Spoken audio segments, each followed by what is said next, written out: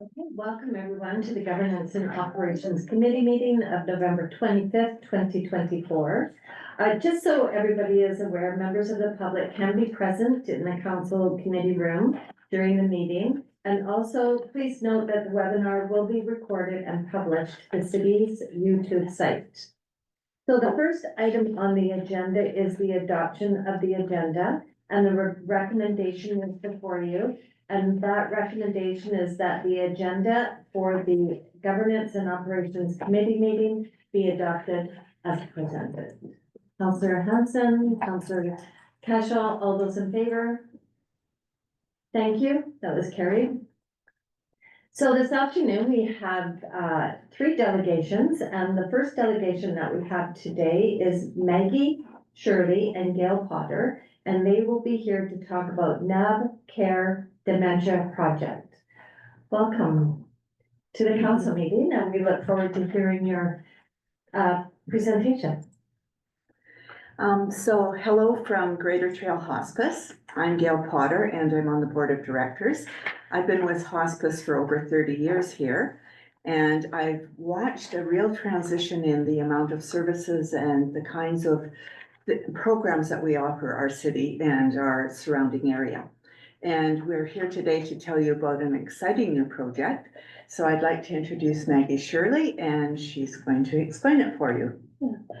Thank you, Gail, and thank you for welcoming us into the chambers. And I'm Maggie Shirley. And yes, so I will be presenting about NAB Care Dementia Project. And if you see the first slide, it says at the bottom, building a compassionate community. And that's really at the heart of the community, of the project. Has anybody here had someone close to them, either a friend or family who've had dementia? Yeah. So almost everybody has experienced that. So you know what this disease is about. But I, just in case you're not aware, I put a few slides together. So next slide, please. Actually, I'm having a bit of audio visual. Council does have the packet, the slides in their package. So if you just want to carry forward. Okay, sure. So dementia is an umbrella term. There are more than 25 different diseases that come under the term of dementia, and 25 diseases and conditions that cause dementia, sorry. In terms of types of dementia, you've probably heard of Alzheimer's, but there are other types. There's not just one. And each of these types have different symptoms and different signs, and but I won't get into it here. So there's also the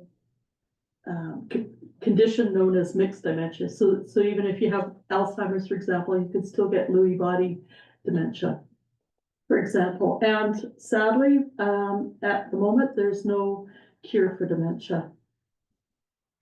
So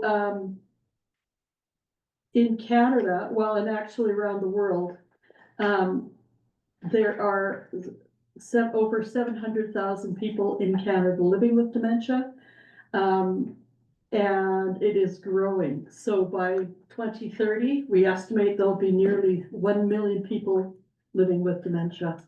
Yeah. So it's a problem that is growing with our population. Yeah. So, and they say by 2050, we'll have 6.3 million people living, who will live and ultimately die with dementia. So, some of the stats that are included in the dementia, it isn't affecting everybody equally. The rates are higher for Indigenous people, for example, and also other people of color. They estimate that by 2050, there could be over 40,000 people under the age of 65 years living with early onset dementia in Canada. So that's a really fast growing population. And we think of it as an old person's disease, but it's not. You can get dementia when you're in your 40s or 50s, for example. So another impact of dementia, if you've seen it firsthand, you know that dementia caregivers spend much more time with clients or with their loved ones than people who are caregiving for other diseases. And they estimate up to 26 hours of care. Some would say more than that. It's almost a constant thing if you're caregiving in the home. Whereas with other diseases, they estimate it's more about 17 hours. So it's a growing disease. It's a disease that impacts a lot of people and is very intensive. So the national government, the federal government recognized that this was a growing problem. And so in 2020, the Public Health Agency launched a program. And that program is one that it has ultimately funded this project that I'm working on. And so they are trying to prevent dementia. They're searching for a cure, and they're also hoping to improve the quality of life of people living with dementia. So I don't have the talent or the ability to work on the first two, but improving the quality of life of people living with dementia and their caregivers is definitely at the heart of what this project's about. So our project comes under the umbrella of NavCare. Has anybody heard of NavCare? So it's a project that already exists under Trail Hospice. And here's something that Trail can brag about, because NavCare is a program that has grown nationally and even internationally. And it was started through discussion between Gail and Brenda Hooper, who's the chair of Trail Hospice, and UBC Okanagan. And so the researchers at UBC Okanagan put together the NavCare project. And like I say, it's gone internationally. So Gail and Brenda really have been at the heart of caring for patients in so many different ways. So NavCare stands for Navigation, Connecting, Advocating, Resourcing, and Engaging. And so basically, it's a volunteer navigation program, and it pairs people with chronic health issues with trained volunteers. So hospice often works with patients more towards their end of life. This is patients who are not necessarily at that point yet. And so NavCare volunteers help them navigate changes and challenges in their health and improve their quality of life. So they might advocate for them to help get services they need, or they might just visit them and play cards together, or they help the clients whatever makes sense for them. So NavCare has been running for about 10 years now? Yeah. About 10 years. So NavCare, so this project comes under the NavCare umbrella, and UBC Okanagan received a grant from Health Canada to implement a NavCare Dementia Compassionate Community Project in 6 communities in Canada. And the project has 3 elements. So volunteer navigation, so finding volunteers to work with people in the community who are living with dementia and their caregivers. It's an intra-organizational approach, and it's promoting dementia inclusive society communities, and I'll talk a little bit more about that later. So the grant includes funding for Trail Hospice coordinator, Trail Hospice coordinator, that's me, plus part-time workers from 2 other volunteer-based organizations who work with people living with dementia. So it's about not just being siloed in our organizations, but reaching out and creating a network across the community. So we've been talking to organizations such as Better at Home, such as the Alzheimer's Society, and we're hoping to talk to West Kootenay caregivers, just so that we can bring somebody from their organizations in on the project. And so one of the important things that we're doing, we'll find volunteers to work with dementia, folks with dementia, and we'll provide training specifically to that. And the other thing, we are going to help facilitate initiatives that are going to be identified for an advisory committee. And so the advisory committee, this will include 15 to 20 stakeholders from the Greater Trail area, including people living with dementia, they're the experts, family as who are experts as well, professional caregivers, health and social providers, social care providers, community-based organizations, municipal government, and others. And so one of the things we hope to find on our meeting here with you today is plant the bug to find a volunteer from Trail City Council to join the committee. And we are also going to include people at risk in the community. So for example, I'll be reaching out to COINS and other groups that work with the vulnerable folks. So the role of the advisory committee, we're going to conduct an assessment of the communities in relation to dementia inclusive and compassionate community needs. So dementia inclusive means kind of looking at the community and where are the areas where it's difficult for folks with dementia to navigate. So it could be signs on the street, or it could be, encounters that they're having.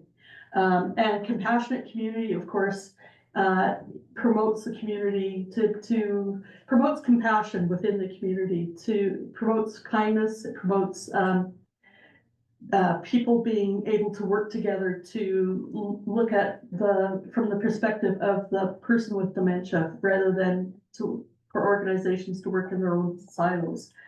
So the collaborative team will be given a toolkit to lead the assessment. That's coming up from UBC Okanagan, and we'll look at what's here, what's missing, and see if we can identify some of the gaps and some strategies for filling in those gaps. So some of the actions that we're going to be taking. So we'll be developing and implementing a volunteer NavCare project for people living with dementia and their care providers using common training. So for example, if we work with Better at Home, we'll use their training in conjunction with the NavCare training and offer special modules on dementia. And we'll train volunteers in those skills and match them with people living with dementia. And then the other important thing that the advisory committee is going to be doing, the staff will do it, but the advisory committee will lead it, suggest it, will develop, implement, and evaluate 2 community-based interventions. And one example is a dialogues. So that's discussions about death, about dementia, or whatever the committee comes up with. And then, so the timeline, the project runs until December 2025. So for 1 year from next month. And then there will be some follow-up in the spring. Greater Trail Hospice has the coordinator in place, that's me. And then right now we're talking to partnerships with different organizations, and we'll hire the remaining staff. So there'll be a team of 1 full-time person and then 2 part-time people. And then in January 2025, we're hoping to get the advisory committee up and running. And the advisory committee will run for 1 year until December 2025. And if you are interested in more information, here's a few resources. There's the Compassionate Communities Movement. I've got a brochure here, but there's also more information on the website. NavCare, you can find information on their website. You could also contact Greater Trail Hospice. We have a general NavCare program coordinator here, Allie, and she's very helpful and knowledgeable.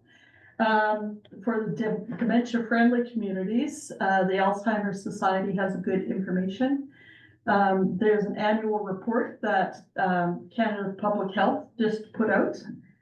That's quite interesting. And of course, you can contact me. And so, unfortunately, I don't have any business cards here, but you've got my name and contact details on the final slide there. So I'm going to pass out these brochures. And if anybody has any questions, Gail and I will be happy to answer them. Okay. So at the beginning, you mentioned that there was 6 communities from across Canada involved. Is there anyone else in this area besides Trail a part of this? No, so there's only, right now, they have 3 communities up and going, and we're kind of piloting it. So there's Trail, there's Cold Lake, Alberta, and the Bruce Peninsula in Ontario.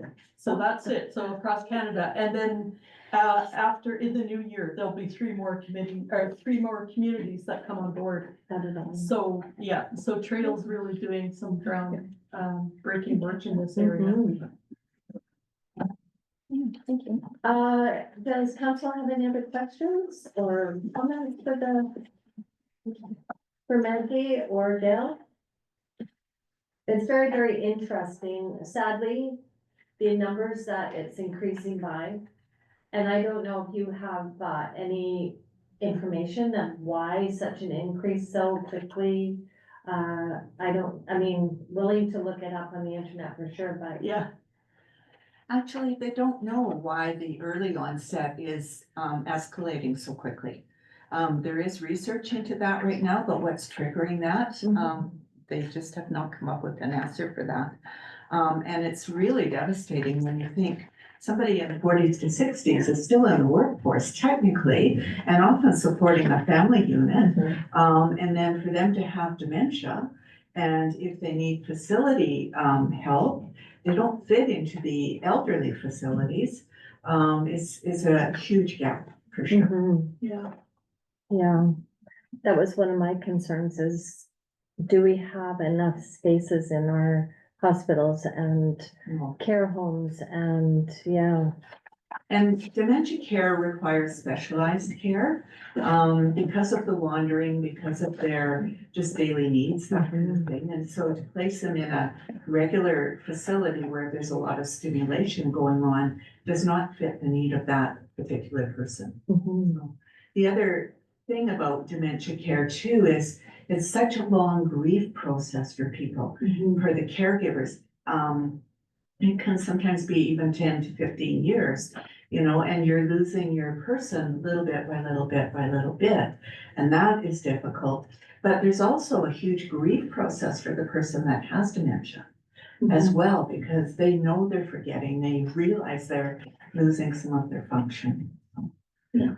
What the navigators can do is we're trying to work upstream, and the navigators can help them kind of think ahead about those challenges, think about the environment they're living in and whether it's going to be adequate for them, give them information about the particular kind of dementia that that person has, give them all sorts of safety tips that will help them be able to navigate everyday life. Mhm. There's just so many things to help them have the best quality of life possible, given the constraints and the challenges that they face daily. Yeah. Question. Councillor Hanson. So what kind of wait time, if someone, a family member has, their dementia has increased somewhat rapidly, because you do see cases where there's slow progression and some that progress quite quickly. What kind of wait time would someone have to be able to access one of our care homes? It can still be 6 to 12 months. Or if it's a real crisis situation, they get sent to a facility out of town. I can't tell you how many of our Mhm. people are getting sent to Grand Forks Yeah. or to Castlegar. And when you think about it, going over that pass in the winter for family caregivers is a real issue as well. Mhm. There is a lot of development across the world in terms of dementia-friendly environments. So kind of housing pods, that kind of thing. We would love to have that here. And that would really cater to the special needs of that person with dementia. But unless anybody's got a few $1 million. We're not asking. Yeah. What would be helpful is if one of you would be willing to sit on the advisory committee. It's not a huge commitment. It would probably be a meeting once a month, and that meeting might be an hour or an hour and a half. But you would represent things from a political point of view, and you would have a voice that, you know, the common person probably wouldn't have in the community. And also, you probably see a lot of the gaps anyways. Yeah. And so it's another opportunity for you to be able to voice those gaps. And you don't need to be an expert on dementia. I'm not an expert on dementia. I'm new to the dementia field, so I'm learning as I'm going. And we will have experts on board so that they can answer some of the questions and have their input. But somebody from council would definitely add to the conversation, a very important viewpoint. And to be able to partner with UBCO, which does very, very good research and is internationally renowned. Great. You know what I've noticed in the community though, I think that people, individual families try to keep their loved ones that are going through dementia, they try to keep them home for as long as possible. And sometimes you feel like it's almost too late when they go to the facility. If they, you know, could have reached out and got that help sooner, it would have benefited so much of the family and even the community. So I think this work that you're doing is pretty amazing. Yeah, it starts the process early. Unfortunately, you know, it's not something you want to deal with, but just knowing that you're out there, I think that's great. And also helping caregivers understand there is caregiver support Mhm. in our community, both a regular caregiver support group that meets twice a month and then a special dementia caregiver support group that meets once a month. Mhm. Because it's not a job you can do all by yourself. No, no. Okay, Thank you. thank you so Thank you much. both very much. Yeah. You've got her number. Yeah. Okay, we do have another delegation this afternoon, and we have next on the list is Sharon Roberts from the Bizet Gallery. Thank you. Yeah. Thank you so much for coming this afternoon. Oh, here's Sandy's already out there.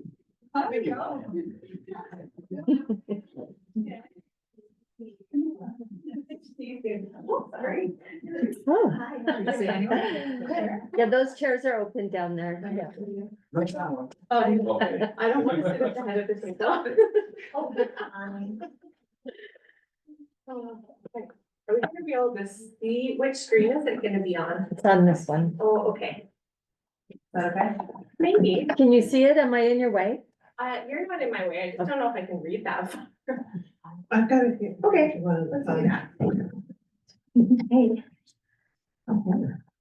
Okay, so the first I have is Sharon, right? Okay, So Sharon is here to present on the Bizet Gallery. yeah, thanks for having me. I think we'll just get the presentation going. Oh. I have this one. Oh, I think this is great. Yeah. Okay, so, Joe and Nadine and I, prepared this presentation together, so we might just sort of start with our introductory slides, and then I'll speak about BIPAC a little bit. And then Nadine and Joe will both speak about TDEC and just some more general arts things, so if we can move to the next slide, that'd be great.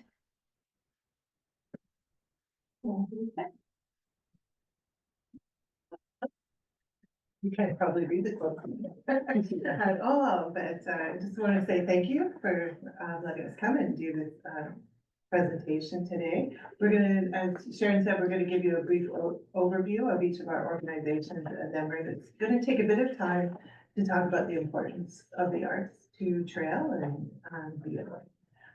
So if we could just move to the next slide.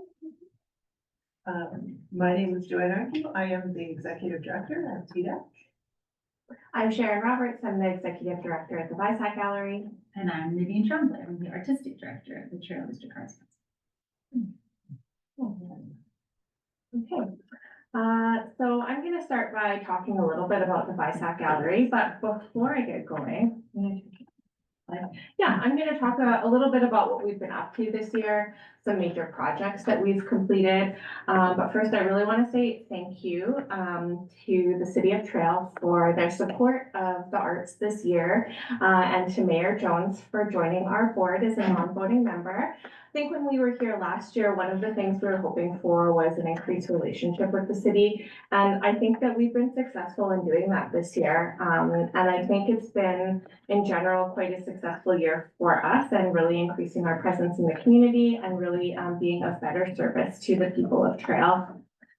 And I'm gonna talk a little bit about what we did this year.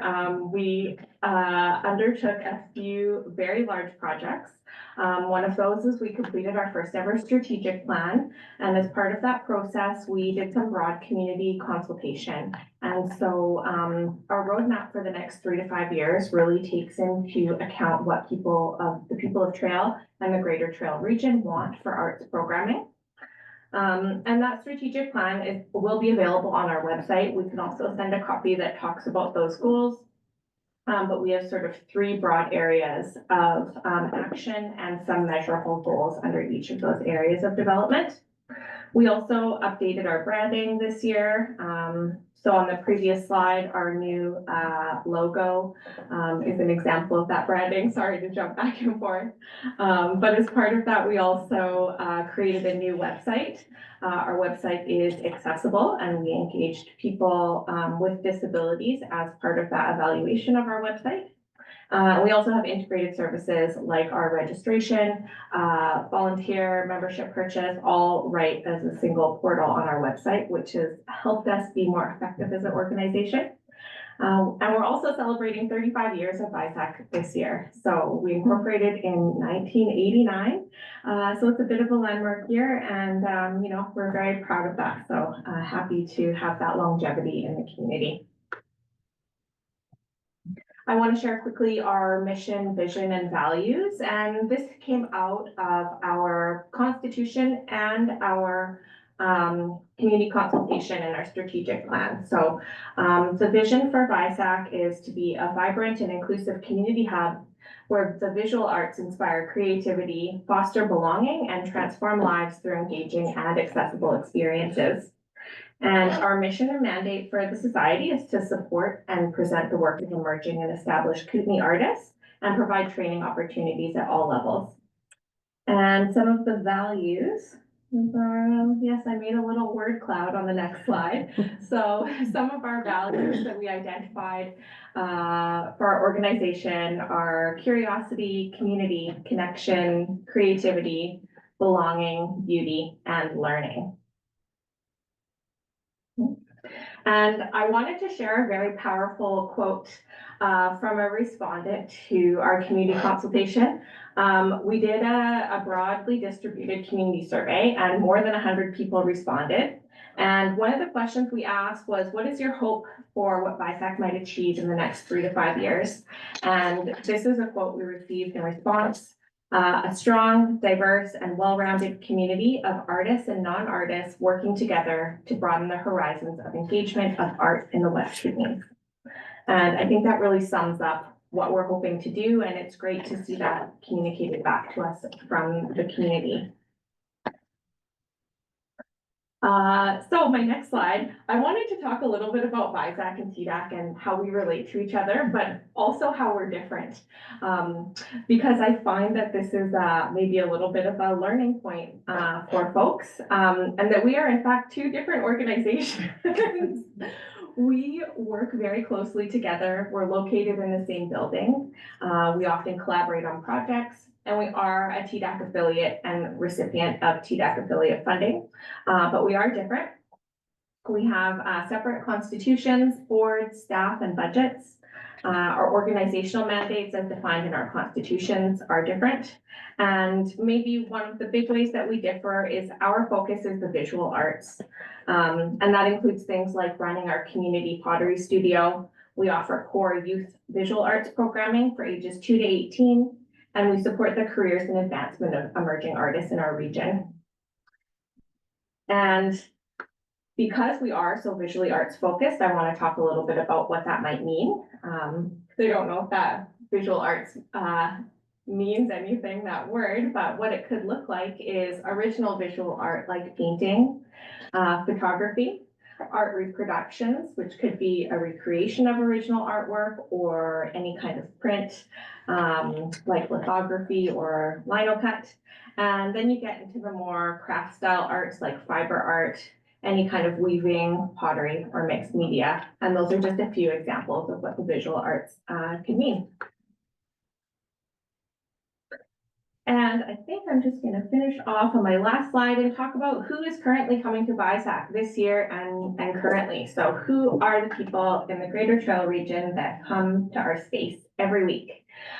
So we have more than 30 youth aged 2 to 18 that attend art class in our space every week. And we are near or at capacity in our classes currently. So we have, especially in the 9 to 12 age group, we've turned away students in the last couple of months because we don't have an instructor or space to accept more students at this time.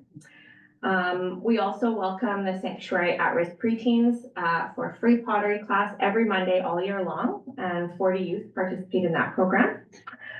We have more than 60 regular members in our pottery studio, plus another about 250 folks come to classes and workshops throughout the year.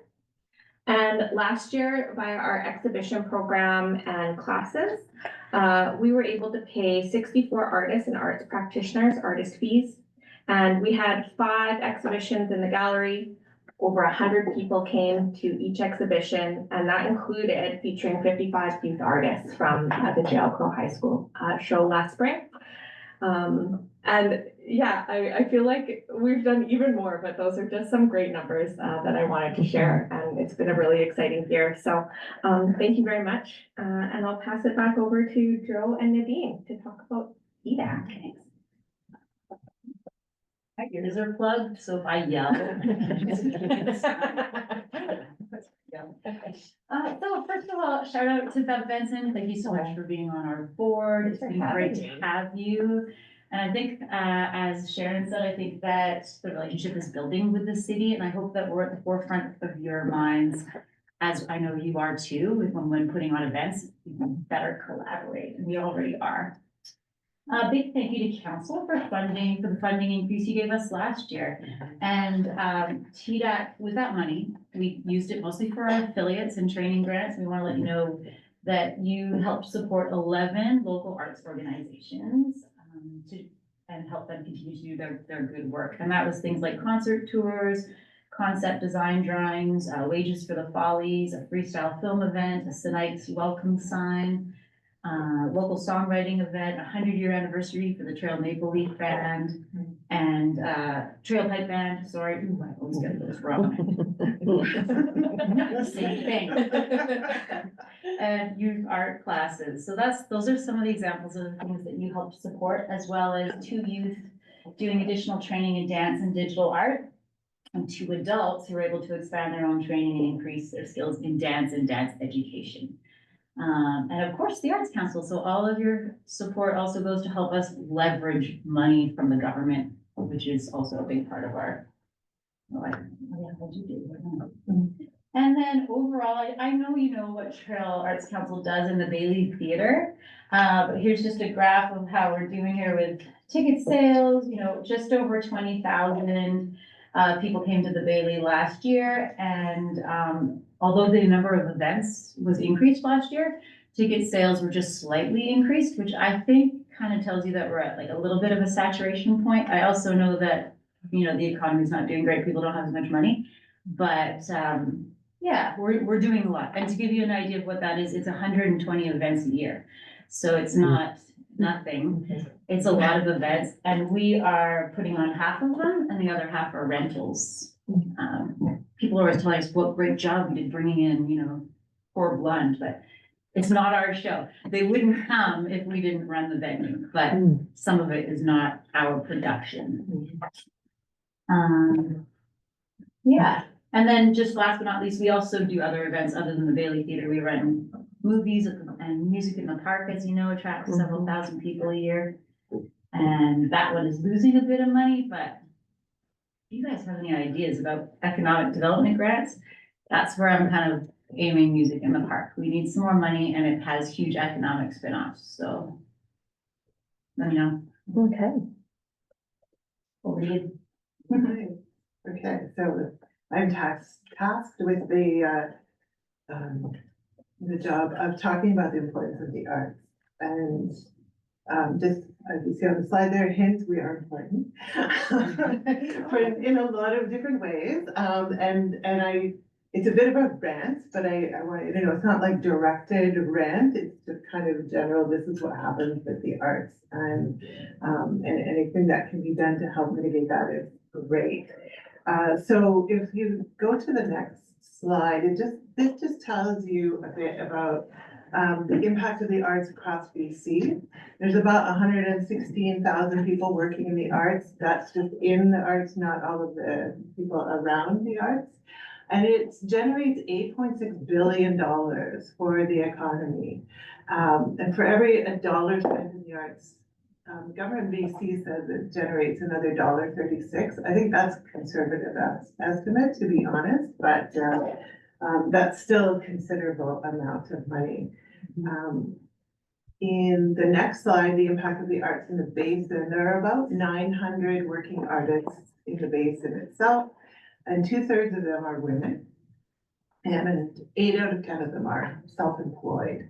But their median income is about $25,000 compared to the median income for all other local workers, which is $48,000. So you see that there's a considerable difference in the arts, and it has a huge impact on what people are able to do. Yeah, and if you go to the next slide, that's the economic impact. So we crunched a few numbers just to see what would happen. And for TDAC events, we bring about 27,000 people into Trail every year, into the downtown area through events, through music in the park, all of those things. And each of those people, when we averaged out ticket prices and everything else, spend about $40 on a ticket. And if $1 generates $1.36, according to the government of BC, that means that more than $1 million comes into downtown Trail every year just because of TDAC and what we do. And that's a lot of money, and that's likely a low estimate because people come from all over. People go to restaurants, they stay in hotels. We bring artists in who go to restaurants, stay in hotels. You know, they stop in businesses, they do all these things. So the ripple effect of the arts is quite large for a small city like this. So it is rather important when we're doing our things, and that doesn't take into account everything that BIVAC is doing and all of the other arts organizations as well. And slide 18 shows you just that number again, that $8.9 billion for art, culture, and heritage across BC. And if you look at it, you can compare that to sport. We put a lot of money into sport, but sport only brings $1.1 million into the economy. So there's a huge difference in that, given the output that we have. And it's not to say that the sport is not important or anything. It's just, I think we don't ever see exactly what the arts is really contributing in here. And just so you know, that sports number is both formal and informal in sports, so people just playing pickup hockey, all of that kind of thing. So it is a big number in difference. And if you go to slide 19, people want the arts. See and hear, they agree that it's important, it's a good thing for family outings, it's important spaces to learn, to be heard, all of those things. And if you think back to that horrible time we just went through, the pandemic, and think about what got you through, right? It was the movies, the music, the art, all of those things that you could consume from home too, and sometimes take up as a hobby or as, you know, something new to do. So the arts kind of kept us going through that pandemic. But slide 20, funding is so precarious for those same people who kept us all going through the pandemic. Despite the lip service paid to importance, people don't want to pay for it. They want the arts for free. And we know that from, you know, downloading music for free, downloading movies for free, all of that. But they want all the arts for free. And part of that, I think, is that you don't get to see what goes into the arts. You see the magic of the few minutes but you don't see the hard work, the years of practice, of learning craft, of learning all of that stuff, what it takes to be behind the scenes to put that hour and a half show on, the technicians, the venue managers, and the agents that are supporting people, all of that, right? It's a lot of heavy lifting for that 1.5 hours of magic, and great, you know, the magic is lovely when you get to see it. But because everything else is not seen, it feels like it's easy. It just happened. It's just, yeah, somebody wrote a book and there it is, you know, and not the hours and hours that went into that. And I think in sport, we do see it because we all participate in sport, or we have kids who are in sport, and so we watch the hard work as people are going up and up and up. And for the arts, it's just, you see the final product, don't you? And that's, it does make it harder for us to sort of convey just how important it is. There was an earlier quote on one of the first slides from Michelangelo that said, if people knew how hard I worked at my mastery, it wouldn't seem so wonderful at all. It is years and years of practice, paint until you get that final one that everyone sees. So we struggle to do the work that we do, and every year we worry that we won't be able to continue next year. Funding often comes at a whim of the funders because it's seen as discretionary. Arts are always seen as discretionary. That's the first thing we can cut because it's not important, despite the overwhelming evidence to the contrary. We showed you the income for working artists in the basin. That's not even close to a living wage at this point. And that's true everywhere in Canada. And so most artists have to make a living in other jobs. And when you have to make your living in other jobs, you get home at the end of the long day, you want to create, you gotta, you know, make dinner. Now you gotta put the kids to bed, and now it's 10 o'clock and you're gonna go downstairs or go to your studio and make a painting or write their next chapter in your book or try to craft that song. You don't have the energy, you don't have the time. So you think about all the books we don't read because people didn't get a chance to write them, or paintings we don't see, or shows we don't see. There's a lot there. And it's hard if you take a minute just to imagine the world without the arts. Can you imagine the world without the arts? If you sit in this room, someone had to design this room, someone had to design these furnishings, your pen, the graphics on the computer. Those people are all artists. They're all important and they all matter. And thank you for listening to my rant. So we're going to turn it over to Nadine to talk about calls to action. Well, the fun part. Okay, we have some short-term, medium-term, and long-term requests today.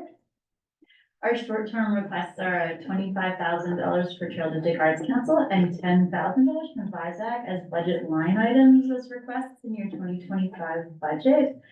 And I just want to point out the note that that these asks make up 3% of the Trail Arts Council's budget, 8% of VISAC's budget, but it only makes up 0.001% of the City of Trail's expenses.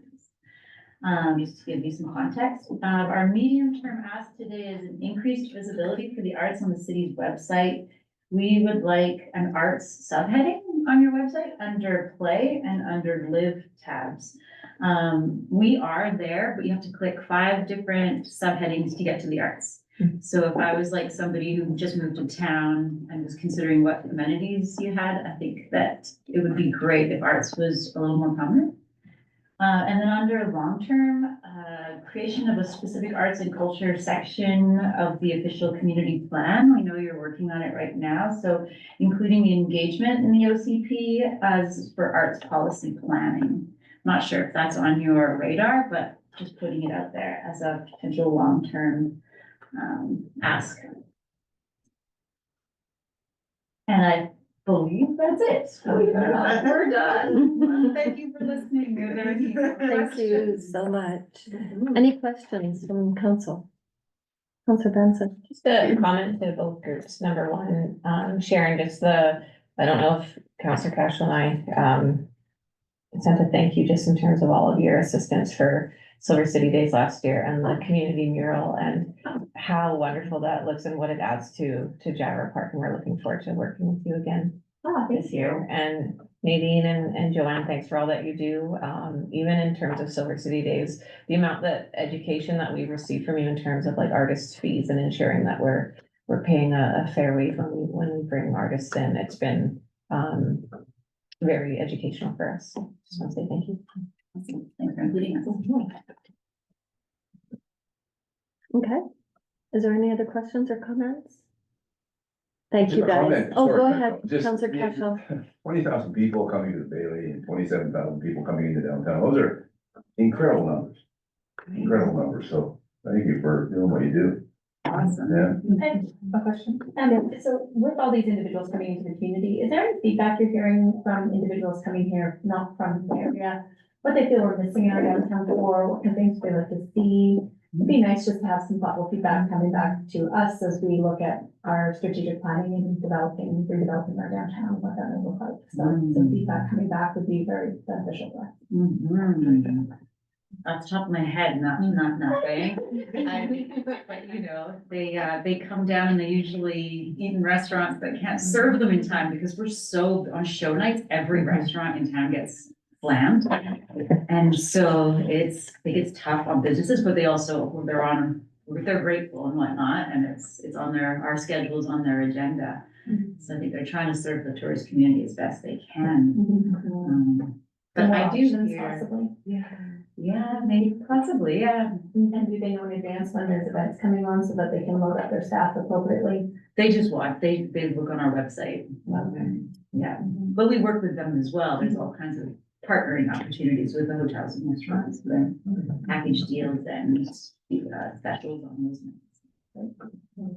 Yeah, and something I can share for us as well is we hear that the sort of foot traffic or walk by opportunities for people to see our space don't really exist because of our location. So it is a long-term goal for us to find a more visible location where people can see our windows, see beautiful art in our windows. Because people who are visiting might not know there's an art gallery, but certainly if they're walking around downtown and they see something that catches their eye, they're gonna come in and learn more about us and artists in the region. So it is on our mind to figure out a different location. Yes, but it's a big hurdle. Like I know the Kootenai Gallery in Castlegar is looking to move to a new location, but I think they're like 5-10 year outlook for it to make that a reality. So yeah, it would be a big undertaking, but certainly a valuable one. Yeah, thank you. Yeah.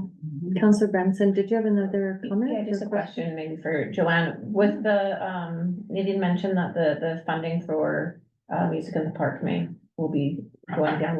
How come? Oh, Not that it was Or going what's the down. difference, or- We lose money. Yeah. It costs us Oh, quite a okay. bit of money. Gotcha. Because we need, It's, yeah, it costs a lot of money, but it doesn't generate a lot of money. yeah. It's almost free, right? And it falls in this, for granting purposes, it falls in between, a one night project and a festival. Mm. So when you send it to festivals, they say that's not a festival, and then they send it for, one night, and but you do it over this many nights. So we're caught in a difficult spot. Yeah. Okay. And unless we charged more, it's not quite a business model either. Right. Yeah. It's really this thing for the community. But the budget for it is like $90,000 a year, so and the grants for community-based art is like 5,000, pockets of 5,000. That's one artist fee. And the trouble with charging is that then we have to fence everything off, and we have to make it so that people only have one way in, and that increases our cost. And Right, it's also so not it's inclusive. no, it's Like not the point of Music in the Park is Mhm. basically anybody can go. It's so wonderful that way. And Nadine, has your group looked at ready grants from the area? Oh, yeah, we apply. Yeah, so Yeah. but is it specific for that, and you've gone to all the areas around for Music in the Park? That's a good point. I try to give like every community like different, like mix it up from year to year. Like last year it was just Trail, but the year prior it was all the areas, and understand Ready doesn't want to be operational. Like, I mean, I don't mind applying year to year and I will. But I think they want to see that you have a sustainability plan. I don't know, correct me if I'm wrong. You know, I just know that it draws a lot of people from around the area. Yeah, right. So So, that's, Yeah. again, always one of the, yeah, thanks for the reminder. I'll do that next year. Okay, Just Counselor. further to, Mr. McClure's comment, you know, it does draw people from Rockland, it does draw people from Fruitvale, Montrose, Regional District, Warfield, Nelson, yeah. Nelson, Nassau, so I think, you know, the more vast you apply, I think probably better to Mhm. the religion. Okay. If there's no more questions, thank you so much for coming today. Really appreciate your presentation. Thank you. Thank you so much. And thanks for the work you're doing too for our community. Thank you. When, no, not when. Oh. Never seen her. You know, I'll give you a rent. You did took the job. Sure, you guys were friends. Let's talk about West. Okay, that. Thank you very much. We'll be back for your rent. Thank you, everyone. Bye. Bye.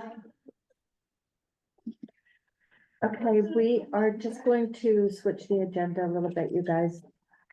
Because I see that Allison is on the line and she's here to talk about the strategic priorities, our draft report.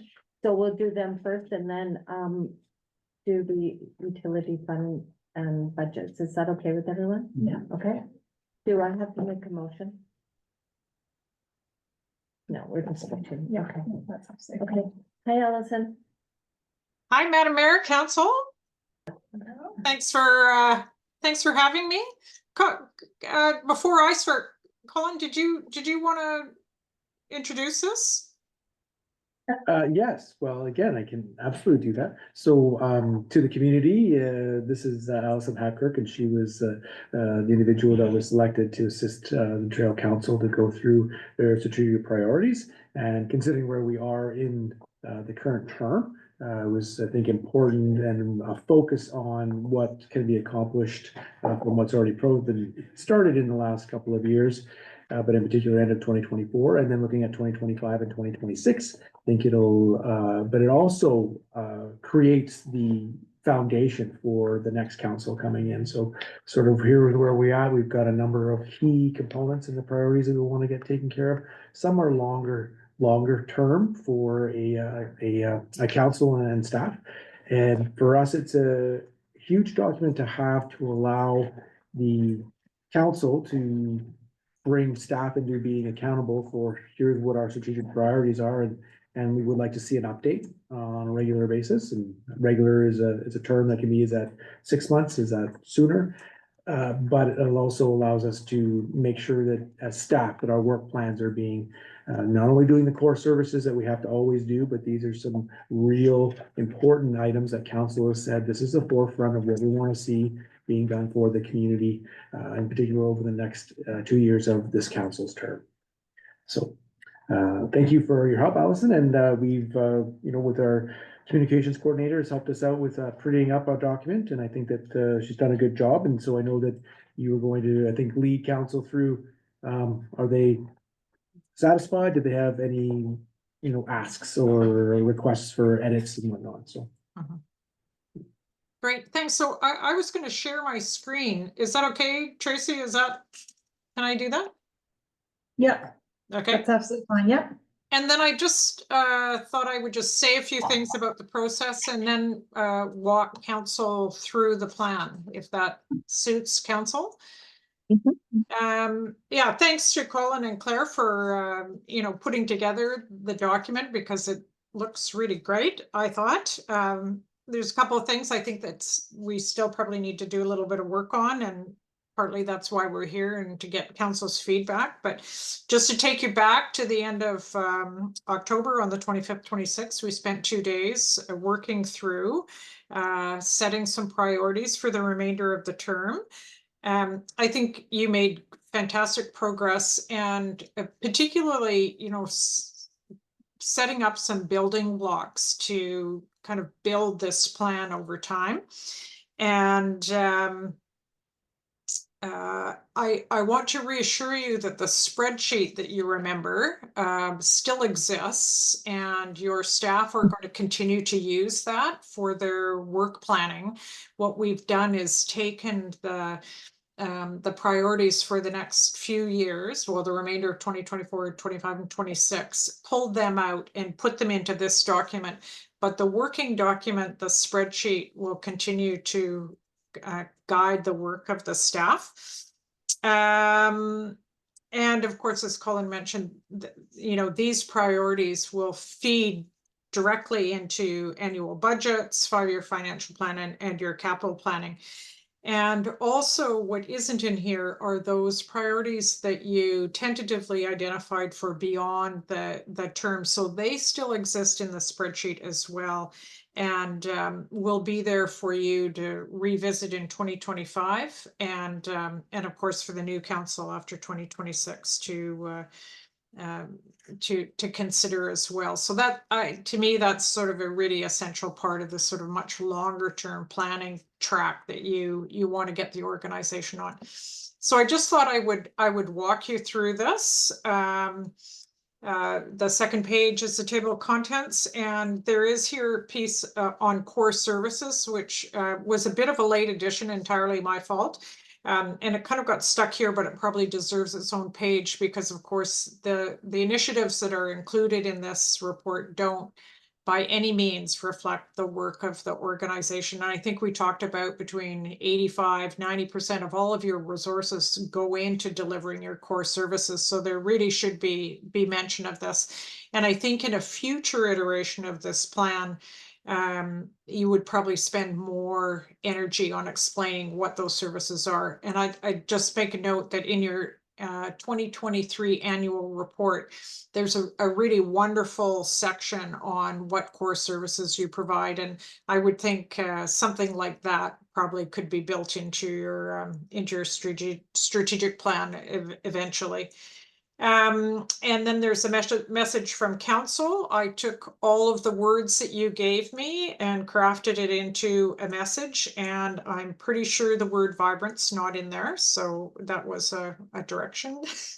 And it's funny because in one of the first drafts of this, it was in there. I had to take it out.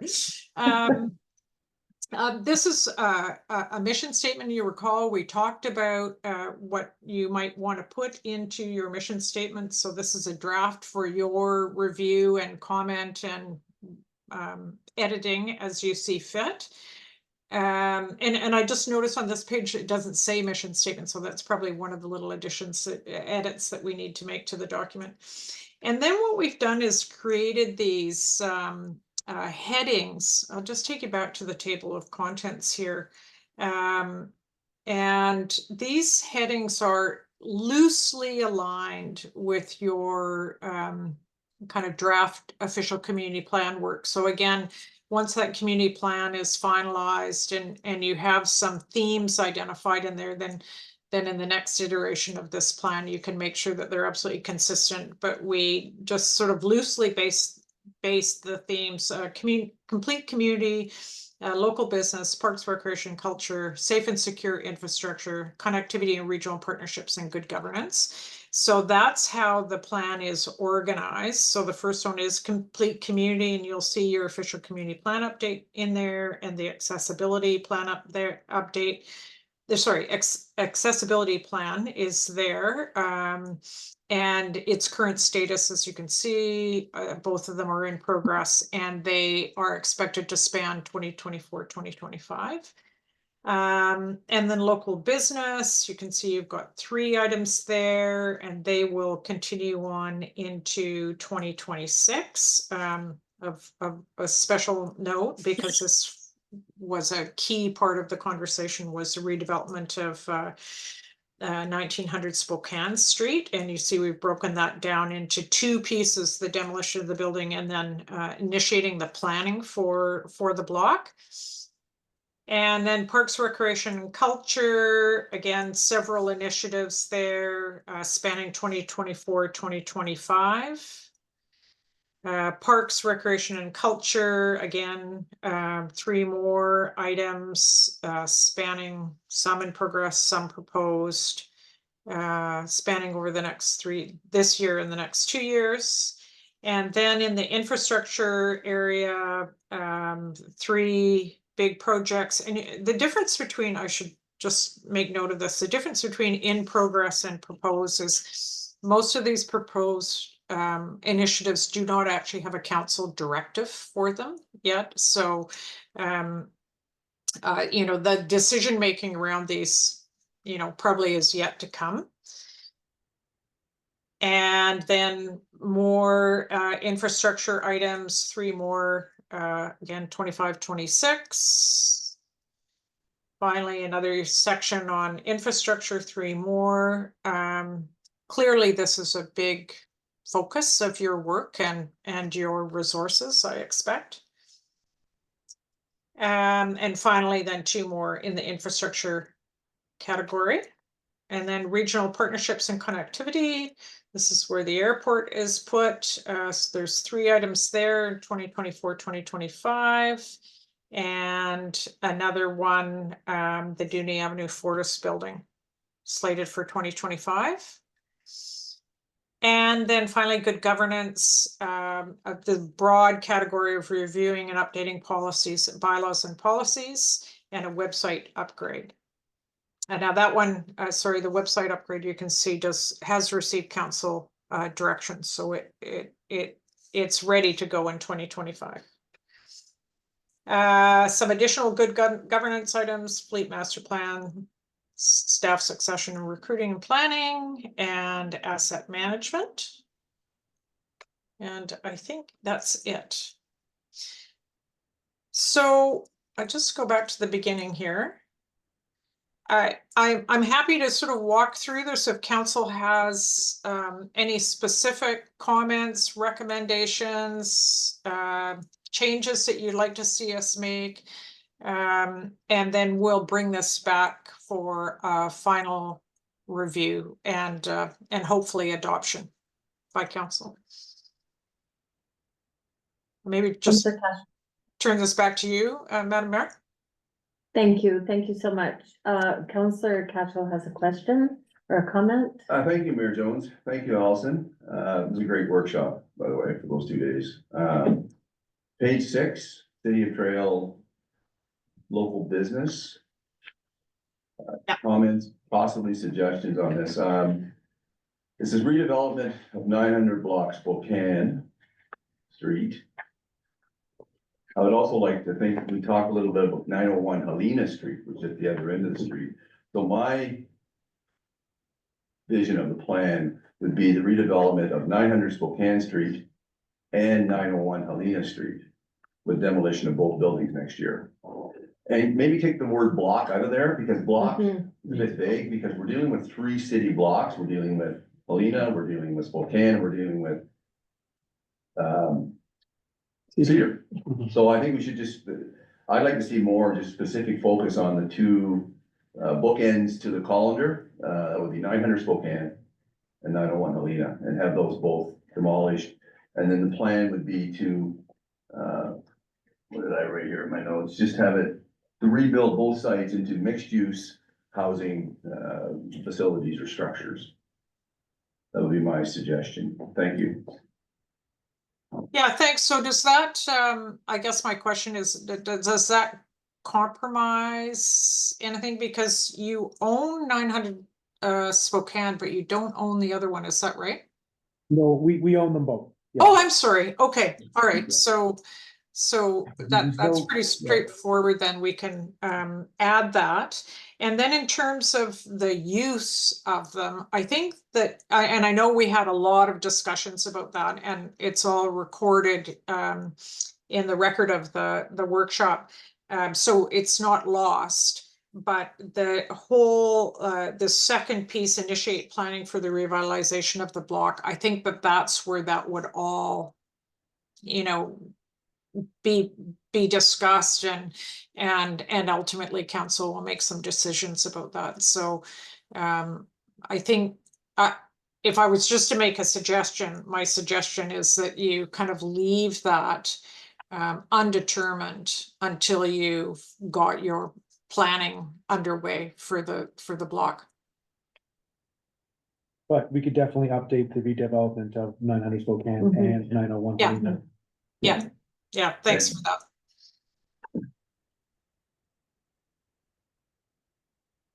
Councilor Martin. So just to nitpick in here, sorry. Core services under the table of contents and strategic priorities, what I can read. In this report, focus on the significant new, but then it goes, acknowledge that the vast majority of the district's resources. Oh, I'm sorry, should be cities. Yeah. Thank you. Yeah, I was gonna mention that too. Thanks, Terry. So we have Don't know how that got in there. Thank you. District Councilor Kissing. But I do like the idea of putting the core services on its own page. Yeah. I think a little bit more attention to that is, required. Yeah. And then also on page 3, the message from City Council. Yeah. Now, is there any way you can make me taller? Come on, Allison. I'll leave that to your staff. You know, we could probably just Photoshop that picture up a little bit. I do like how I'm in the middle and it kind of goes. It's like, You're gonna have to get a telephone book to stand on. I know, carry around my own steps too.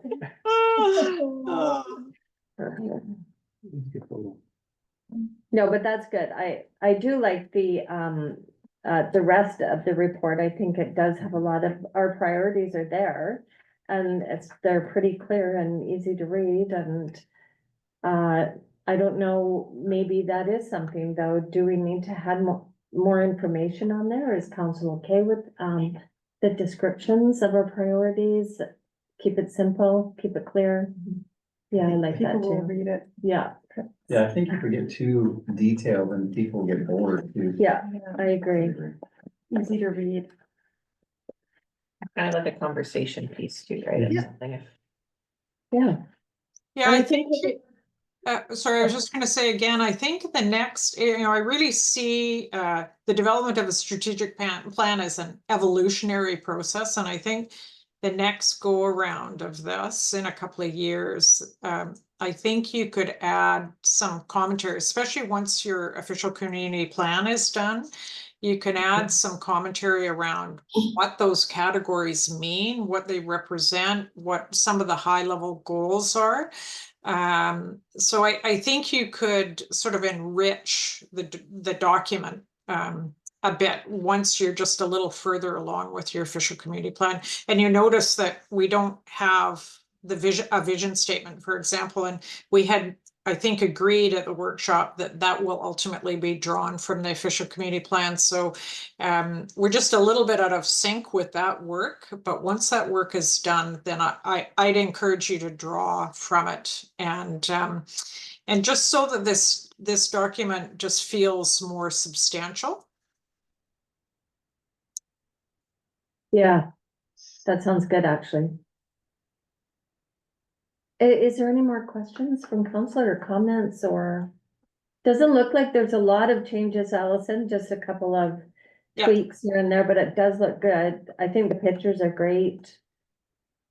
You know, the writing, it's, everything sounds really fresh and new and, yeah, kind of exciting for the future. Right, so we'll make those changes. Thank you for those comments and observations and edits.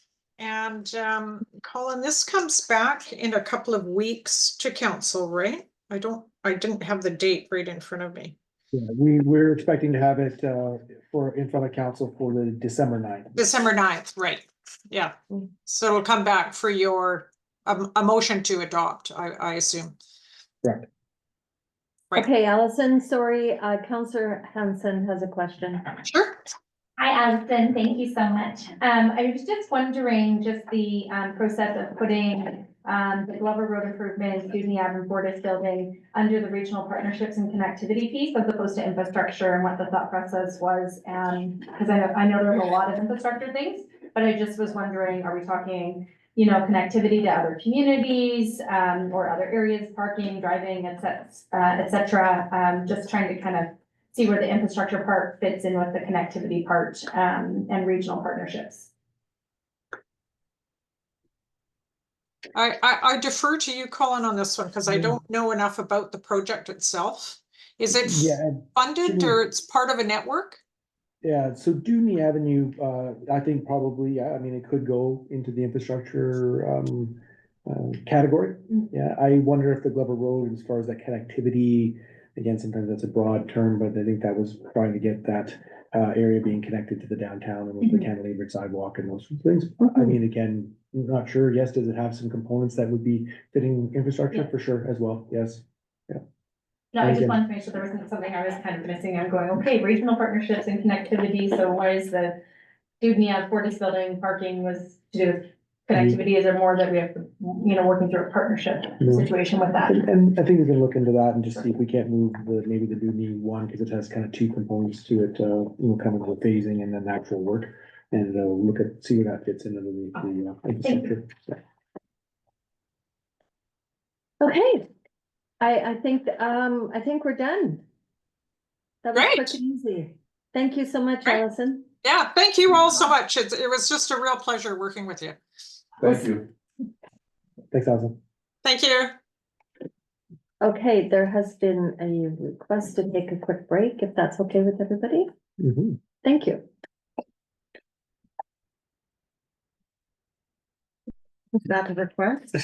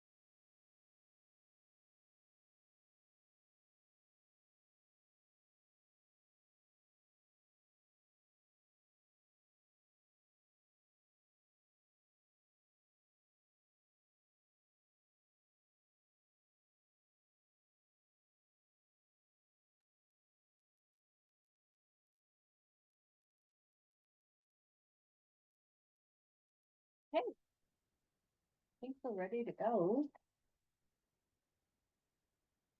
You have to start it again. Oh, no, we just go. Okay. Okay, the next item on the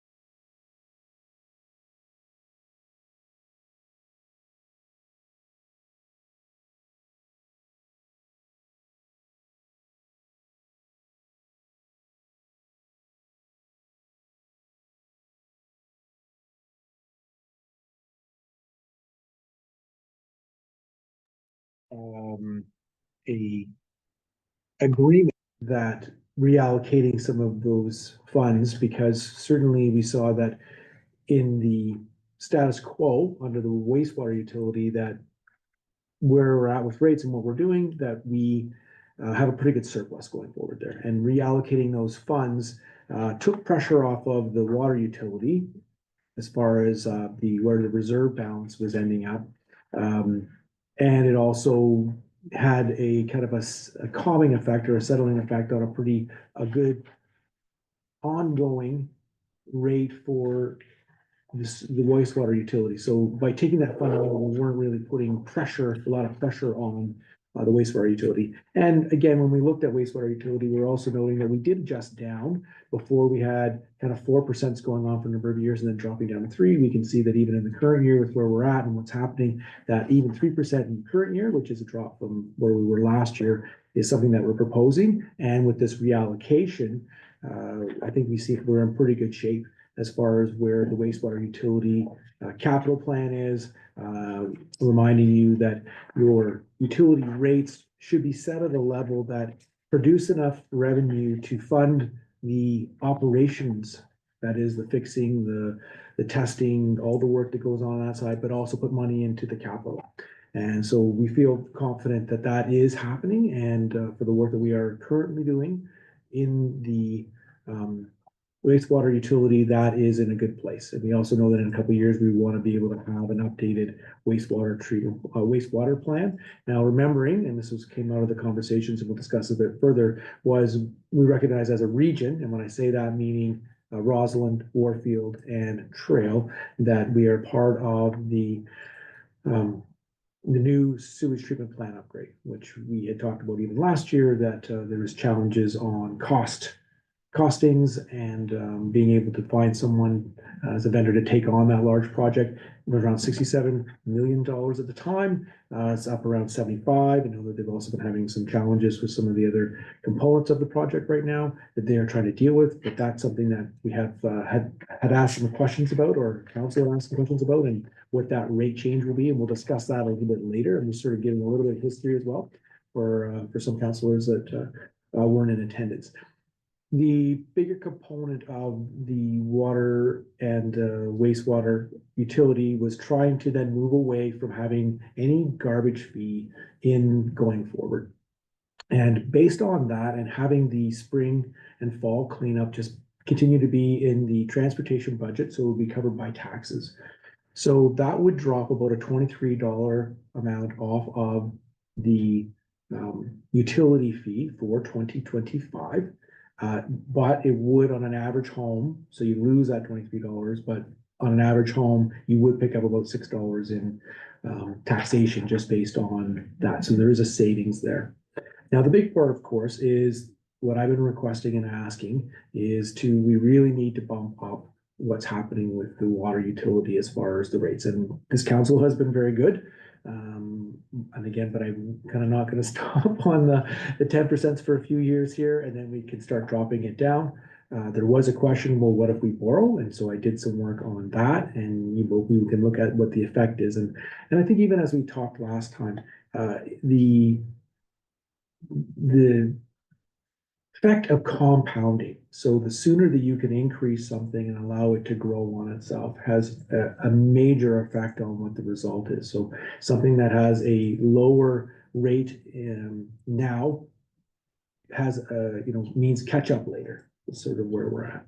And so in looking at where we were last year, if we had a 10%, it's about $44 increase after, and that's with your discount for a water rate user. It's a single family dwelling, and then it's about $8 for the sewage increase at 3. So you're at about 52, but we're also recognizing that we're going to have, close to $18 drop in utility rate because of the change in garbage as far as what the overall effect should be on an average home, average best home. So that was one thing that we talked about on that slide, and what does that mean? and again, remembering, so if you were saying, hey, so what if we do 9%? Well, basically at 10%, you can kind of start just knocking off, $4.40 sort of thing as you sort of go down that list, if that's what you're, if that's the area that might be the challenge for council is another year of increase to the water fund. So I'm going to share my screen and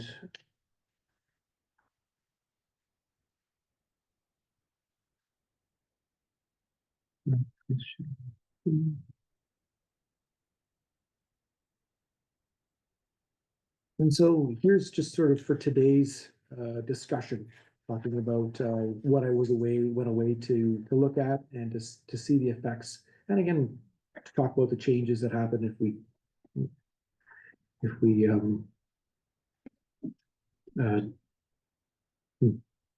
we go. So first things first, we talked about 2025 utility discussion options. We talked again about that more clarity will come, but as we looked at the strategic priority as well, we know that Charles Lake needs to be done, and we're looking at about $4.5 million. We got some engineering work to get completed in 2025, and then 2026 and 2027, you're looking at 2.25 million for each year just for twinning that. It would probably be a 2-year project. We also have in the spreadsheet, you'll see that we got $1 million, I think, sitting out in 2027 for the Tadnak Reservoir. These are all things that we talked about at strategic priorities as some of the pressing work that needs to be done. Yes, there's some smaller work, whether or not it's on duty, which is sort of sharing some of the other projects that we have planned to be able to get ready for the in situ form, which is the cure in place, sort of trenchless sewer work. So those are some of the things we talked about in utilities in the past.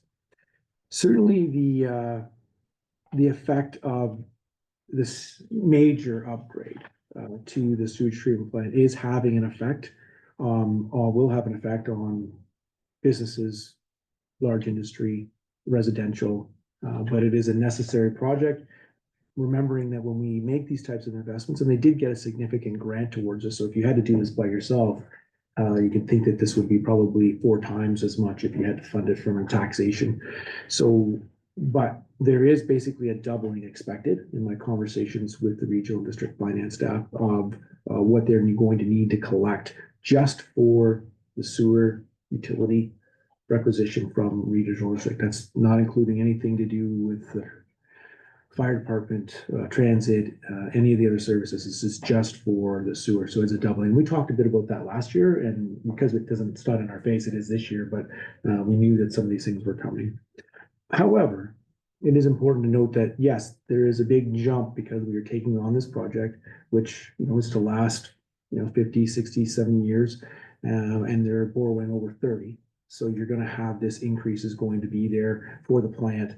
And that's why you're getting this huge increase now, but then it should stay relatively stable, likely having inflationary type increases as they go through the project over time.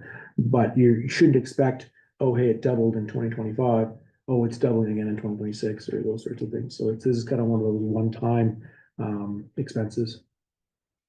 When we look at the water fund spreadsheet, as I made the changes here, one of the things that we did in educating or talking about is that once we get into 2029, I've kind of stuck $2 million a year into the water line replacement category, but it's being basically as a placeholder. We know in our discussions at strategic priorities that we have a number of reservoirs that need to be updated, but I just put the money in there. I didn't start moving it around into different locations, but that's just to let you know, to give you a sense on this is us kind of trying to keep with about a $2 million a year capital program at the city of Braille.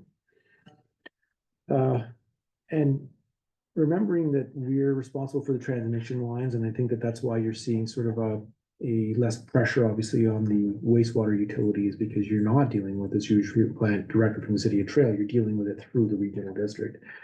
But on the same side, we do have the Bear Creek well, and we also have our water treatment plant, which turned 30 years old here in 2024, and we know that there's going to be upgrades that are going to be required over the next 5 to 10. And that's not even including the fact that the province has come forward with the the flushing program to take the chlorine out of the water before it goes back into the river, and also a settling pond to kind of take out any solids that would have come. So I will note that we'll now kind of switch into what's happened in the water spreadsheet. And so this was a change.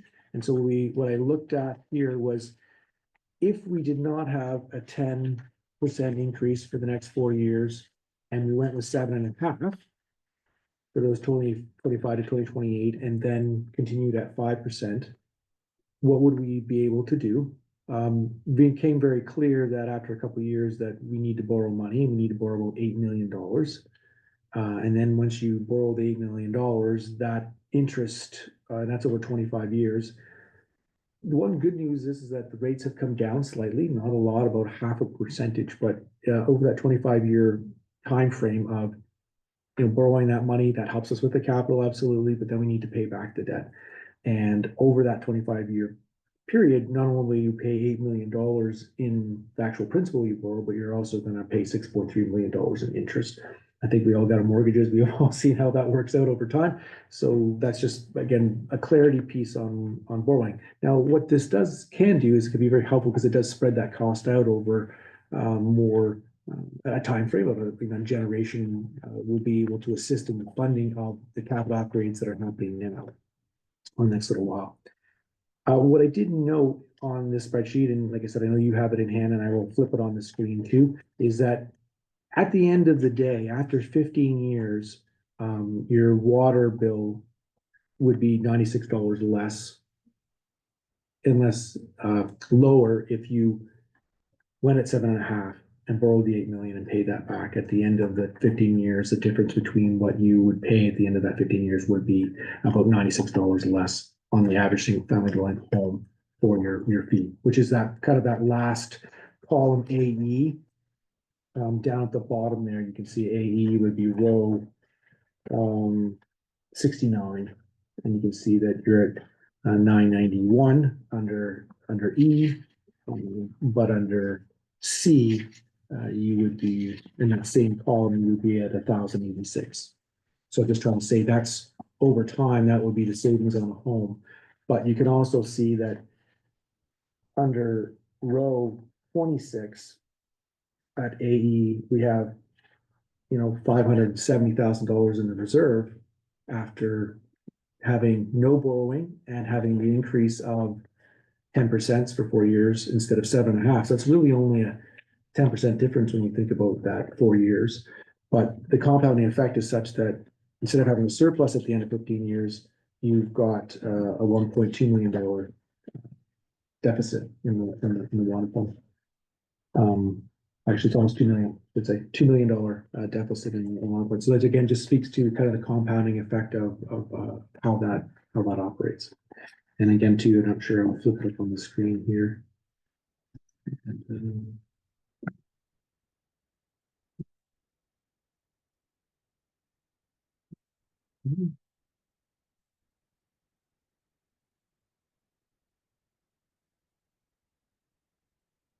there, that's got E up there, right? Yeah, there we go. All things being the same, in that we've added the $100,000 of taxation revenue under row 56, column Q.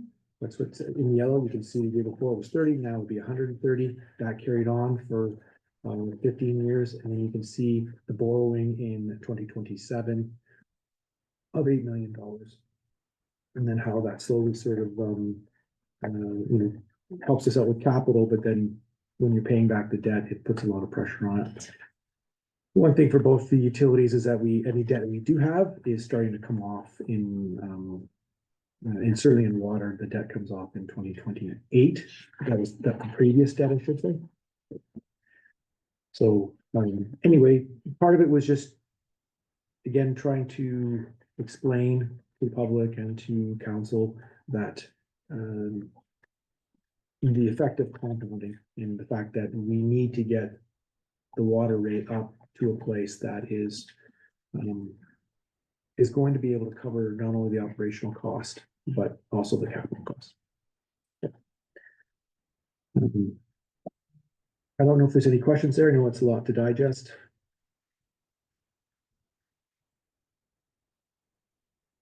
We'll just go, because I thought it's always important to kind of find out what's happening with our neighbors. And you can see that for City of Castlegar, that they're having a 5.5% increase in their water, but they've got a 10.5% increase in their sewer rate for 2025. And that changes about $72. That's just for those two utilities. City of Nelson, they're got a 7 and a 6.5. And you can see their totals. And again, their increases are $84 for the year. City of Rossland, they've got a 10% basically going forward. They had 10% last year and they've got 10% for this year. They did note that they are trying to use some reserves that they have built up because they handle their RDKB sewer a bit differently than the City of Trail does. And they're trying to smooth that out. That's not finalized right now because we haven't seen sort of what the final number is going to be from the regional district. Part of that has to do with, what's the flow sharing on the, because the cost apportionment for the sewer is related to volume of flow. And so that's not completed for the year. You can see for the City of Trail, we've got our, and again, remember, these are all, at least the City of Trails and Nelson's are at before any discount. Both Castlegar and Rossland do not provide a discount. So you can see water, we've got a 10% increase, no change in the water parcel tax. The sewer is up again, $8, $9 for that increase for 3%. And then the big one, which I was asked about at the last council meeting, was what's happening with the sewer. So based on an average family home of 2024, which is about $383,000, you would have paid, now again, yes, on the invoice that you get from property taxes. When we talked about before, you've got the City of Trail, but we collect up a half of the hospital, the school district, the regional district. So inside the regional district component of taxes that you paid, you would have paid about $200 towards the sewer only out of the whole amount that you were looking at your tax. You might say, hey, mine's higher than that. Yes, because inside that you're paying for garbage and recycling, you're paying for other different services that were in East End Services.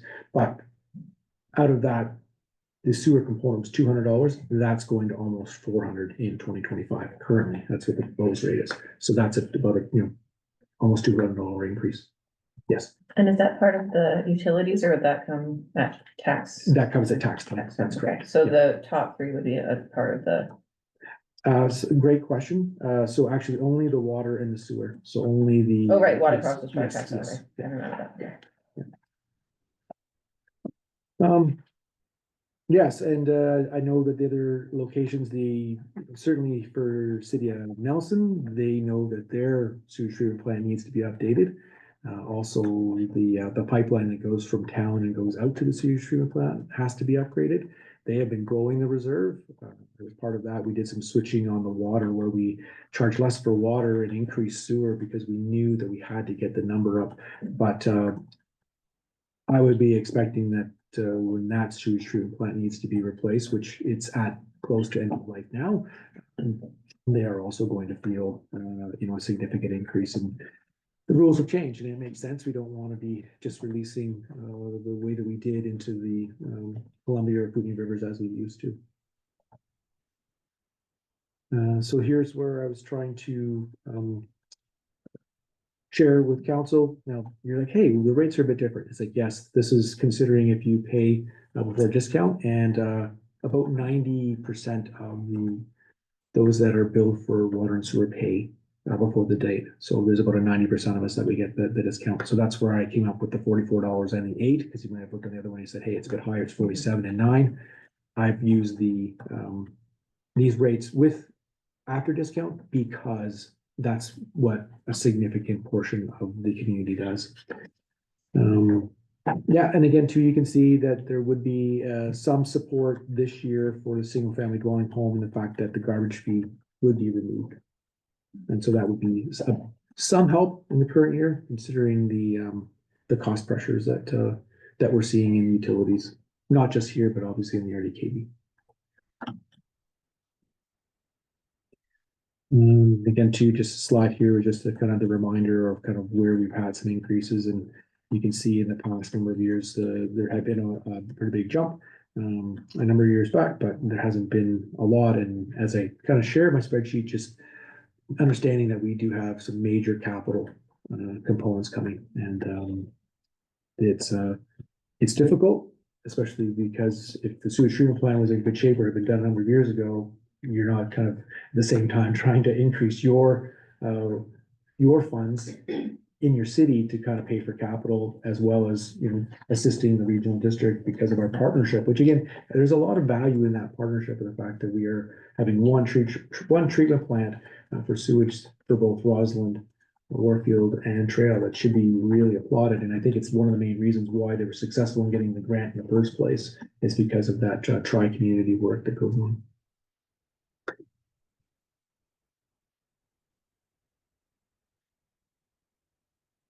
I do have a question.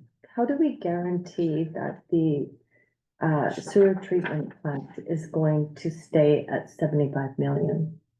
Can you guarantee that? I certainly cannot guarantee that. Yeah.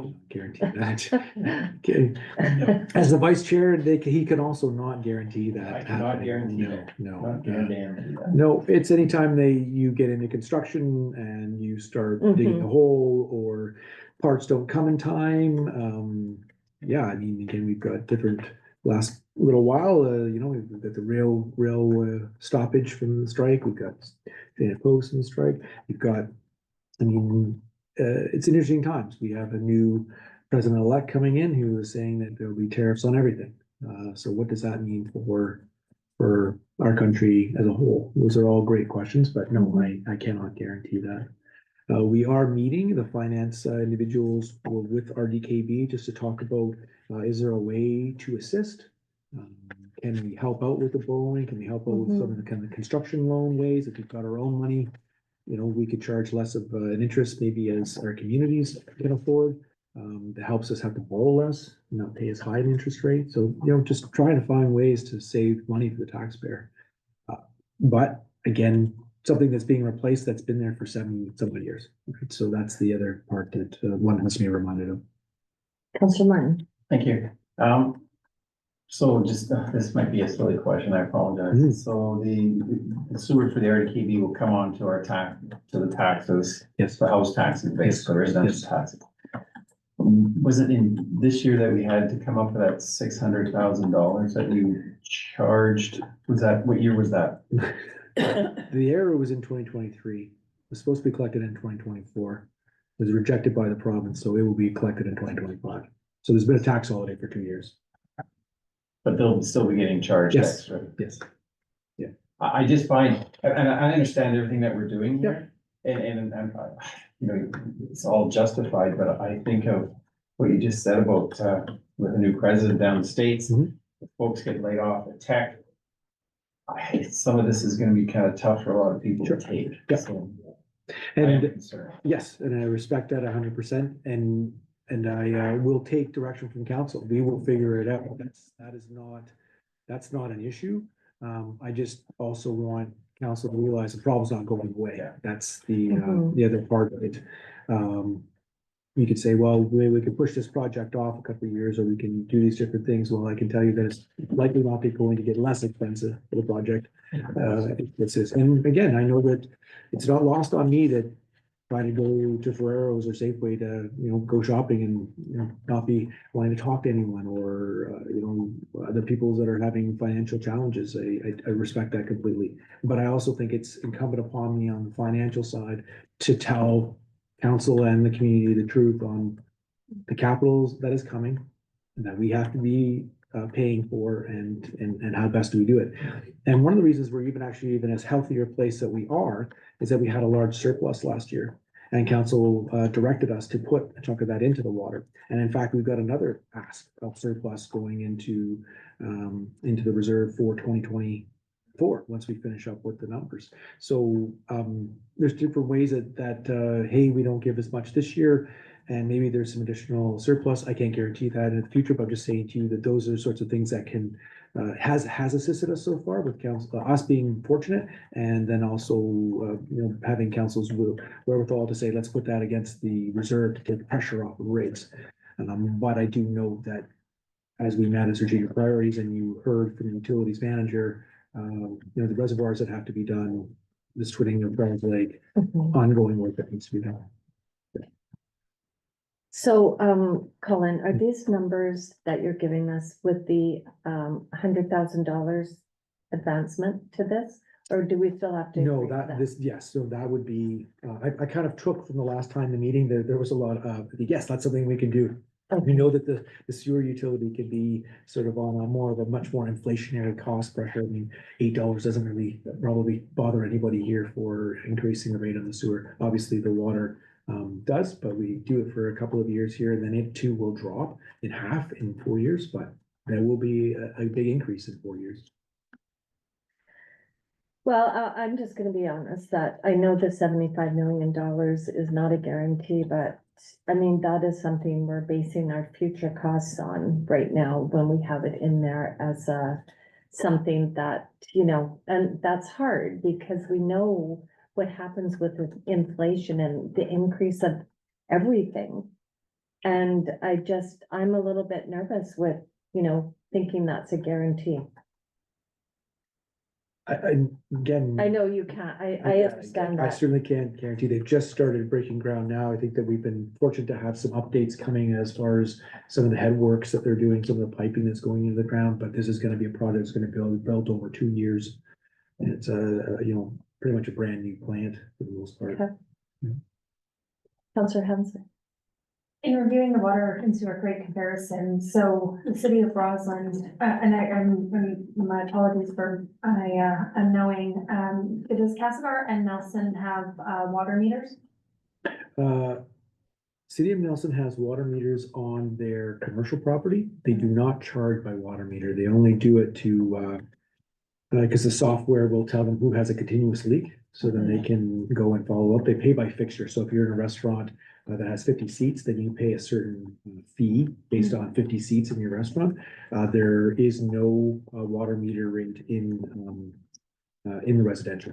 Okay, and then, but Roslyn, so what they're charging in Roslyn, that's not including what people pay additionally for their water meters. So this, yeah. No, actually, I apologize. Great question though, and maybe something I should have broken out now that you mention it. So about $120 to $130 is sort of what the average home pays for the usage. So on the meter. So you would, if you subtracted 130, so then let's say if you do that for the Roslyn 441, so your flat rate there is 330 or 310. 310 is the flat rate, and then they move up and down on usage. Yeah, it's always one of those things because a lot of people, especially in Nelson, a bit different than here and in Castlegar, where you're pumping up out of the river and then treating and then kind of flowing it back down and pumping it. The water there is gravity. So again, getting it to your home is more of the cost of the distribution. It's not so much the water of pumping it. But the cost to put meters in every single home and then to have someone monitor and have to send you a bill every month or every 3 months and then collections and all that sort of thing, cost is prohibitive. And again, like I said, even right now, just using the meters to find leakage have actually brought down the water usage significantly just because nobody, again, we've got a toilet that's running, sometimes it's using 2 cubic meters an hour, right? And if you think that's running and how many toilets could be running in a community, how much water is lost. And so that's sort of what they're using the tool currently. Doesn't mean it won't change in the future, but that's how they're using it. Some follow-up questions to finish that thought. So if we were to go the route of a lesser increase. Yep. But then borrow $8 million in 2027. Yes. We're out of that money by 2035. So 25 years, so you may be do 2036, math in the spot. Then Yes. we're back in a deficit by 2036. Well, you're not just in a deficit, just if you look at that spreadsheet, you are in a deficit very quickly. And that's what, again, the conversation about compounding is really the factor. So you can see that as you're paying, the 8 million comes in under 2027, which is column S. Yeah. And as the work goes on, and then it's down the payments down below, so 60, row 60, you can see the five, almost 600,000 a year that needs to be paid, because you're paying not only the principal, but the interest component, and that goes on for a long time. But you get to 2036, so in 9 years, you're in deficit. Again, Right, yes, and you're still paying and you're still paying the debt, 600 grand you're a paying the year. debt for another 15 years.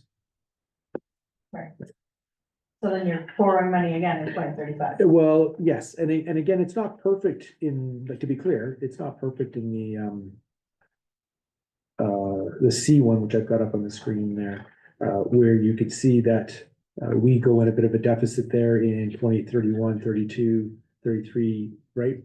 Even Mhm. there, right? So we've got some things, but we start to come out the other side as the capital starts to as the rates are increasing in that compounding effect, that you're starting to make that gap of operational and then capital. You're starting to fund the capital with the rates without having to borrow.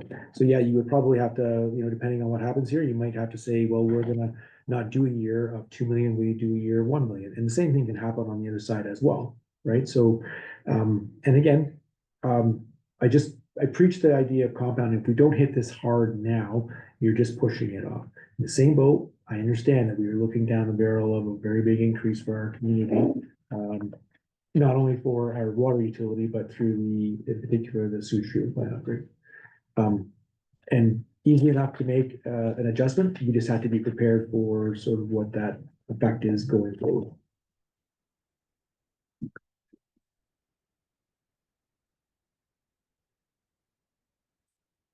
Counselor Benson, did you have your hand up?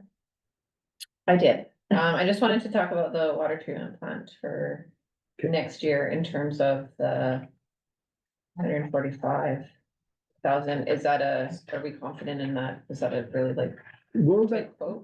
well, that's what I was told. I mean, again, I go from Okay. utility manager. Now, again, that's just to do the engineering. Yeah. Right, so, Yeah.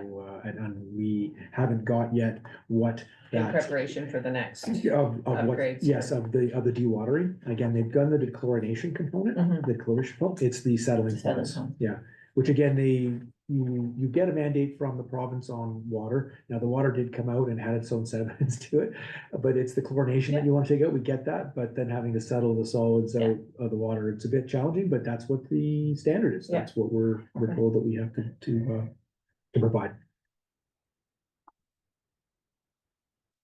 And just remembering that we will have the water master plan, which will also assist, I think, probably not in the, like, oh my goodness, it's not nearly as bad capital wise as we think. It's likely going to say there's even more that we need to be thinking about and doing. Again, I know it's an uncomfortable situation to be in, and Can you go back to the slide where it shows the increases and what, how much this one here. it'll be going up? No, next one, where it is just for the city of Trail. Sorry, Mayor. Hopefully I get the right one that you want. This one here? Yes. Yes. Okay. Yeah, and it's, I mean, for the city of Trail, the one benefit right now, in that kind of January, February period is that your actual cost would be $29 for utilities, net, if you were thinking about what your bill was over last year. Understanding that then it would be, you know, July 2nd, that we would be collecting on the tax side of things, whether or not that's through the regional district parcel tax.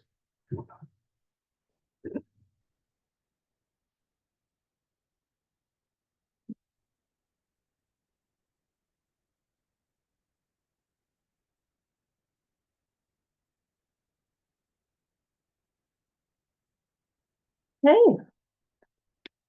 Is there any more questions or suggestions for Mr. McClure?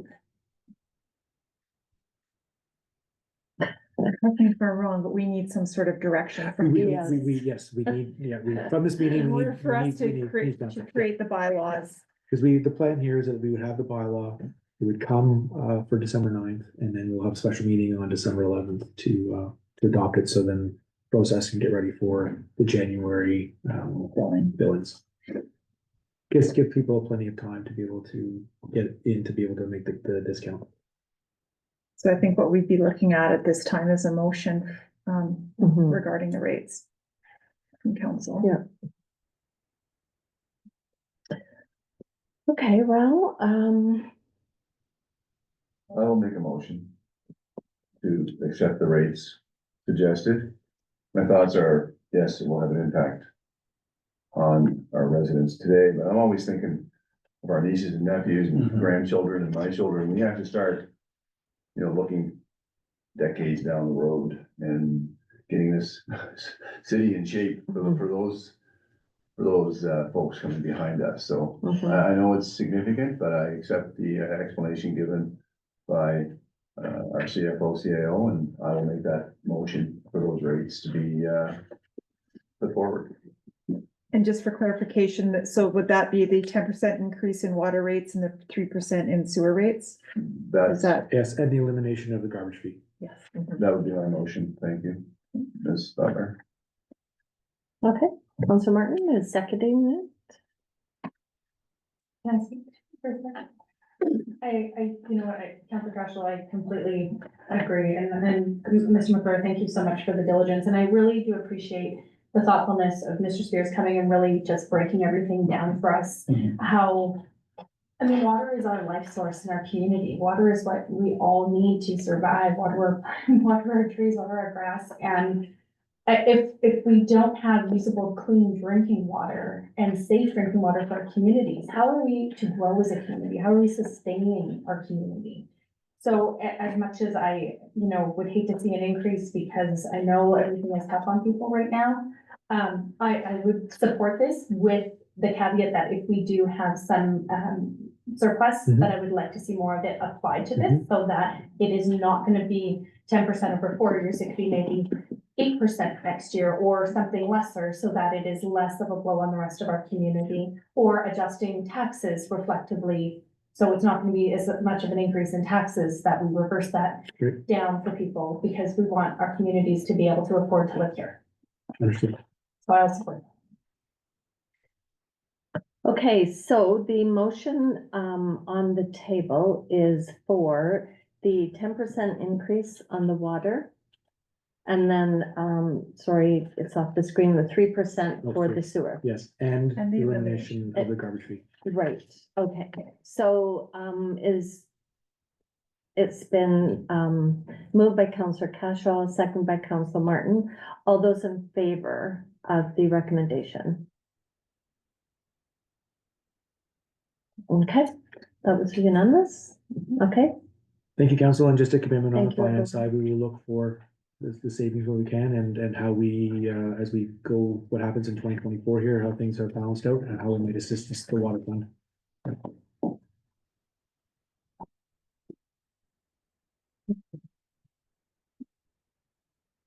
Either you're getting better at explaining it. Or Yeah. learning a lot more. Yes, thank you, that was really, I think it's important too, as Councillor Hanson mentioned, that having more conversations about Yeah. what we're doing, what we're faced with, Yeah. and like I said, I think it's gonna be key is to get that water plan in front of everyone. Yeah. And the community, to Yeah. kind of talk about our water system. Yeah, that'll help them understand what that's going on. Yeah. And the reason behind it. Yeah. okay, so if we could move on to the agenda on item number 3. And the grants and aid and sponsorships, and the first item is the report on the grants to organizations dated November 21st, 2024. And is there a motion to receive that for information, please? Councillor Hanson, thank you, and Councillor Martin, thank you. All those in favor? Thank you, that was carried. Item 3.2 is the Bizek Gallery application for cash grant. And that application was for $10,000 for their operating budget. And if there is someone that make that motion, Councillor Benson and Councillor Cashel seconding. All those in favor? Thank you, that was carried. Item 3.3 is the Trail and District Arts Council application for cash grant, and that was for $25,000. Is there someone that would like to make that motion, please? Councillor Cashel. And the seconder, Counselor Hanson, thank you. Oh, sorry, Counselor Butler, I'll get you next time. All those in favor? Thank you, that was carried. A little bit of new information that we have received here. Yes, and thank Okay. you. Item number 3.4. Yeah, thank you, Mayor. I know the, on November 12th, we did have the Lower Columbia Affordable Housing Society come forward. I thought there were some really great questions that came out of that as to, first of all, need, and then what the plan is for the funding. Did speak to the president, and she did provide a letter. I think one of the big components in itself was, hey, you had almost, $400,000+ on your balance sheet for cash. And so I said, that's a challenge for council to be, because we want to be able to see need.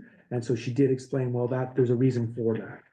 So you can see that there's the construction rebates, which is a major component of those fundings, is payable back to BC Housing. So that was one I thought that council would want to be aware of. She also did note that yes, as much as they will be asking to do the same sort of request of Roslyn and Fruitvale. Now their buildings are pretty much brand new.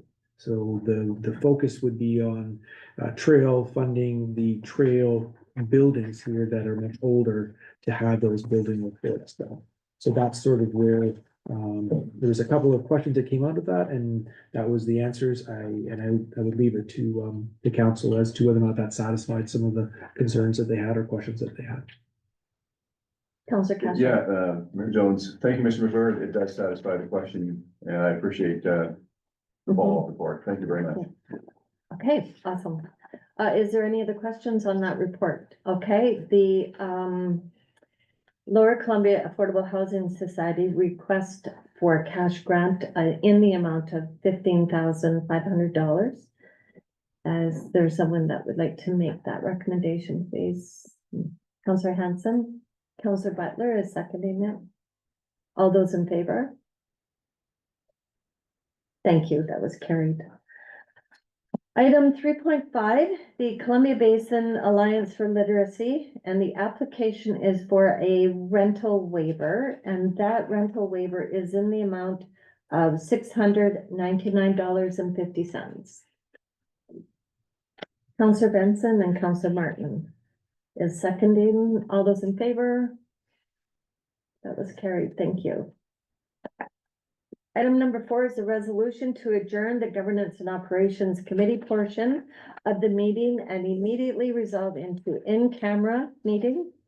And the recommendation is that pursuant to section 90 of the Community Charter, the public be excluded from the meeting as the subject matter being considered relates to the following: the Community Charter, section 91E, the Community Charter, section 91G, and Community Charter, section 91K.